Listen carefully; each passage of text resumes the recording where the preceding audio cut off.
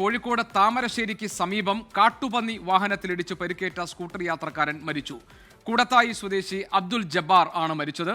മിഥില ബാലൻ കോഴിക്കോട്ട് നിന്നുണ്ട് വിവരങ്ങളുമായി. മിഥില, എന്താണ് വിവരങ്ങൾ?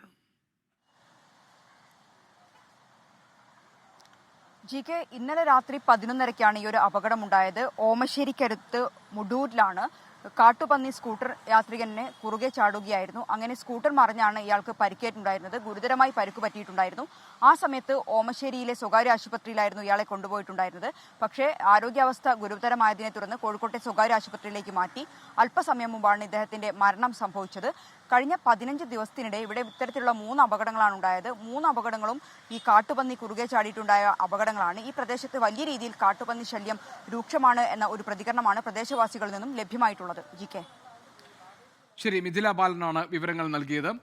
ഇത് കോഴിക്കോട് താമരശ്ശേരിക്ക് സമീപമാണ് കാട്ടുപന്നി വാഹനത്തിലിടിച്ച് പരിക്കേറ്റ് സ്കൂട്ടർ യാത്രികൻ ചികിത്സയിലുണ്ടായിരുന്നത്. ആ യാത്രക്കാരൻ മരിച്ചു എന്നതാണ്. കൂടത്തായി സ്വദേശി അബ്ദുൽ ജബ്ബാർ ആണ് മരിച്ചത്. മിഥില ബാലൻ ഞങ്ങളുടെ പ്രതിനിധി കോഴിക്കോട്ട് നിന്ന് അതിന്റെ വിശദാംശങ്ങൾ പങ്കുവയ്ക്കുകയായിരുന്നു. ലോകത്തെവിടെയായാലും ഏത് സമയത്തും 24 വാർത്തകളും ഓഗ്മെന്റഡ് റിയാലിറ്റി പാക്കേജുകളും എക്സ്പ്ലെയിനറുകളും വിശദമായി കാണാൻ ഞങ്ങളുടെ യൂട്യൂബ് ചാനൽ നിങ്ങൾക്ക് സബ്സ്ക്രൈബ് ചെയ്യാം.